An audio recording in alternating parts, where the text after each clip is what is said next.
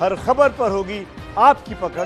Download कीजिए ABP live app. और ये कहीं सेलिब्रेशन बीजेपी दफ्तर, बीजेपी कार्यकर्ता दिखाई दे रहे हैं, बीजेपी का झंडा दिखाई दे रहा है। और मुझे ये मध्य प्रदेश की तस्वीरें दिख रही है सुमित, मध्य अच्छा, मध्य प्रदेश में उपचुनाव थे। मध्य प्रदेश के जो उपचुनाव थे 28 सीटों पर, उनमें से 17 पर बीजेपी आगे चल रही है। ज्यादातर ज्योतिरादित्य सिंधिया के समर्थक थे। सिंधिया कांग्रेस छोड़कर बीजेपी में आए थे। उन तमाम सीटों पर उपचुनाव हुआ और अब 17 सीटों पर बीजेपी आगे चल रही है। 9 सीटें चाहिए थी बीजेपी को शिवराज सिंह की सरकार को बनाए रखने के लिए, लेकिन बीजेपी 17 पर आगे चल रही है। कांग्रेस जहां भी कोई कमाल नहीं कर पाई है। तस्वीरें मध्य प्रदेश के बीजेपी कार्यकर्ताओं की है, बीजेपी सपोर्टर्स की है, जो इस वक्त आपकी स्क्रीन पर है।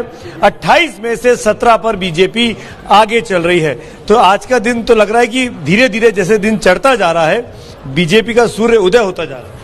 नहीं, देखिए, मध्य प्रदेश का ये जो बाई इलेक्शन का रिजल्ट है एक और कहानी कहता है। वो ये है कि दल बदल का जो कानून है वो पूरी तरह से जो है निष्काम हो चुका है, वो मतलब निष्प्रभावी हो चुका है। लोगों ने उसका तोड़ ढूंढ लिया है किस तरीके से। बीजेपी ने इसका इजाद किया है। ऑपरेशन कमल 2008 में कर्नाटक से शुरू हुआ था। तो अब नए सिरे से सोचना पड़ेगा कि इस तरह से सरकारों के बनने और गिरने को कैसे रोका जाए, क्योंकि ये जो लोग आएंगे ये कहेंगे हम जनता का मैंडेट लेके आए हैं। ये आप नहीं कह सकते कि हमारे टिकट पे चुने गए थे और जाके वहां बैठ गए हैं, मंत्री बन गए। अब ये मैंडेट लेकर आएंगे।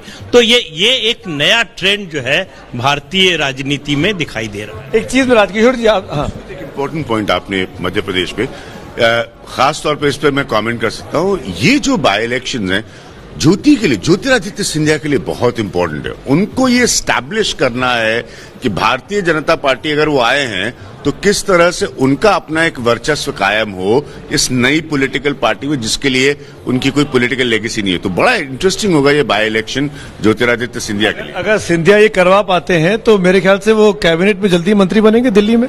निश्चित तौर पर, चूंकि मध्य प्रदेश में जाहिर तौर पे उन्होंने सरकार बनवाई है, उसका तो उन्हें पारितोषिक मिलेगा। और उससे ज्यादा महत्वपूर्ण होगा कि वहां पर सरकार भले बदली है, शिवराज बन गए हैं सीएम, लेकिन सत्ता के समीकरण बदलना तय है, क्योंकि अब ज्योतिरादित्य सिंधिया भी वहां पर एक मोर्चा होंगे। तो नरेंद्र सिंह तोमर और शिवराज सिंह चौहान की जो गोलबंदी होती थी और उनको निश्चित तौर पर टूटेंगे। और जो कैलाश विजयवर्गीय का नाम लिया तो एक और मोर्चा वहां मध्य प्रदेश पर विजय विद्रोही कुछ कहना था। उस इलाके में मैं गया था ज्योतिरादित्य सिंधिया के पूरे इलाकों में, तो वो वहाँ के जो ग्वालियर चंबल वाला इलाका है, वहाँ के मुख्यमंत्री पहले से ही कहलाते रहे हैं वो।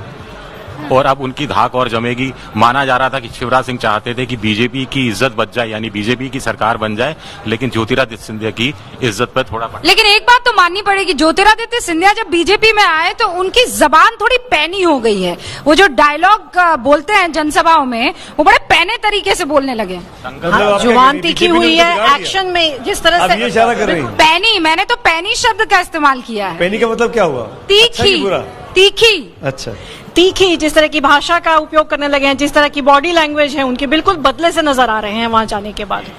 प्रदीप जी कुछ कहना चाह रहे हैं? इसकी वजह यह है, नया मुल्ला प्याज ज्यादा खाता है। वो आए हैं जिस पार्टी में, उस कल्चर को जल्दी से जल्दी अपनाने की कोशिश कर रहे हैं और ये दिखाने की कोशिश कर रहे हैं कि हम अब कांग्रेसी नहीं रहे, हम भाजपाई हो गए। नहीं, मुझे लगता है सुमित और रोबिका, सबसे बड़ी बात है कि आपको याद हो कमलनाथ से लड़के वो घर से इतना लड़ कर आए हैं कि उसके बाद उनकी जुबान इस तरीके की हो गई। और बीजेपी में जब वो आए हैं तो संस्कार उनके विजय राजे सिंधिया वाले थे, तो नीति और रीति उनको संघ और भाजपा की पता है। वो कांग्रेस में चले गए तो उनके पिता, वो अलग बात है।